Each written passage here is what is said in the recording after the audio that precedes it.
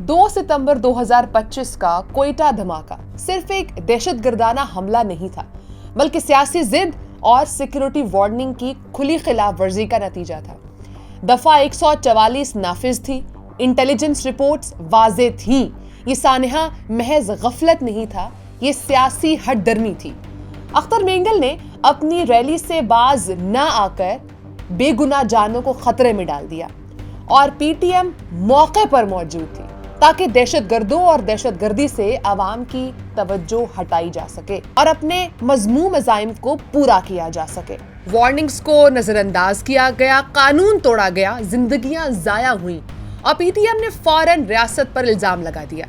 दफा 144 आवाम की जानें बचाने के लिए नाफिज की गई थी, लेकिन पीटीएम ने इसकी खिलाफ वर्जी को जमहूरियत का नाम दिया। पीटीएम के नजदीक रियासती नाफरमानी हीरोइज्म है, चाहे उसके नतीजे में मासूम बलोचों का खून ही क्यों ना बहे।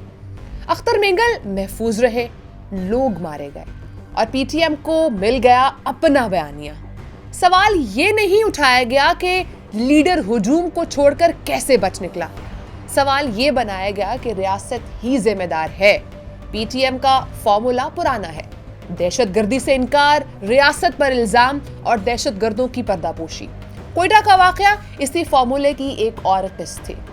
ये पैटर्न बिल्कुल वाज़ेह है, दहशतगर्द माहौल बनाते हैं, हमला करते हैं और पीटीएम उनका दिफा करती है। ये ट्रायंगल बीएनपी, दहशतगर्द गिरोह और पीटीएम पाकिस्तान को अंदर से कमजोर करने के लिए बनी है। मार्च में लखपास और सितंबर में कोयटा, कहानी दोहराई गई और पीटीएम का किरदार वही रहा। हर हमला सियासत की नजर हुआ और हर दहशतगर्द पीटीएम के एंटी स्टेट नैरेटिव के पीछे छुपा दिया गया।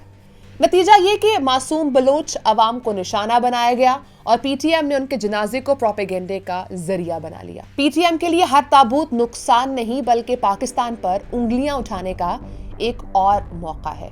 हकीकत सबको मालूम है, दहशतगर्दी के पीछे भारत का हाथ है, मगर पीटीएम उसे कभी तस्लीम नहीं करती।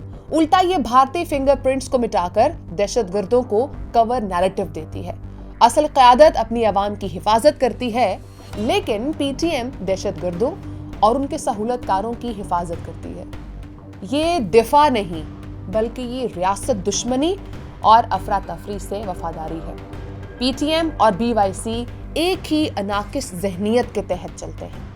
ये दहशतगर्दों को महफूज पनाहगाह और इखलाकी जवाज़ फराहम करते हैं और अपने आप को इंसानी हुकूक के कारकुन कहकर छुपाते हैं।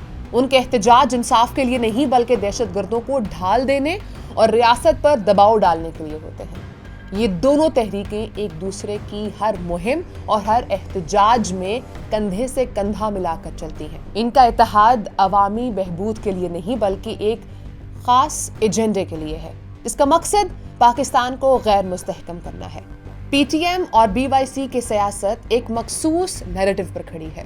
ये रियासत के खिलाफ हर इल्जाम बढ़ा चढ़ाकर पेश करते हैं, मगर दहशतगर्दों के हाथों शहीद होने वाले पाकिस्तानियों पर खामोश रहते हैं। ये मुनाफिकत बताती है कि ये अमन के दाई नहीं, बल्कि तशद्दुद के हमदर्द हैं। ये गिरोह जमहूरी और कानूनी रास्तों से बात करने के बजाय धरनों और एहतजाज के जरिए अफरा तफरी फैलाते हैं। उनके तरीके दहशतगर्द तंजीमों जैसे हैं, जो इदारों को गैर मुअस्सर और आवाम का एतमाद कमज़ोर करने के लिए इस्तेमाल होते हैं। उनके गैर मुल्की फंडिंग चैनल्स और हिमायत वाज़ेह कर देती है कि ये अवामी आवाज़ नहीं, बल्कि दुश्मन नेटवर्क्स के पुर्जे हैं। पाकिस्तान ने दहशतगर्दी के खिलाफ जंग में 94,000 से ज़ायद जानें कुर्बान की हैं, लेकिन पीटीएम और बीवाईसी हमेशा दहशतगर्दों के साथ खड़े नजर आते हैं। ये दहशतगर्दों को लापता अफराद या कायदीन बनाकर पेश करते हैं और यूं शहदा और मासूम शहरियों की कुर्बानियों की तौहीन करते हैं। पीटीएम का दावा है कि ये पश्तून अवाम के नुमाइंदे हैं, लेकिन हकीकत ये है कि ये एक तकसीम पैदा करने वाली टोली है, जिसे अवामी सियासत में कभी पजीराई नहीं मिलती। असल पश्तून अवाम रियासत और सिक्योरिटी फोर्सेस के साथ खड़े हैं, दहशतगर्दों और उनके सियासी चेहरों के साथ नहीं। पीटीएम का बयानिया तकसीम का है, अवामी नुमाइंदगी का नहीं। दहशतगर्दी का दिफा और रियासत के तज़हीक उसका एजेंडा है اور جب تک پاکستان میں ایسے گروہ دہشت گردوں کے کور نیٹورکس بنے رہیں گے، وہ عوام کے حقیقی حقوق کی نہیں بلکہ دشمن کے ایجنڈے کے علمبردار رہیں گے۔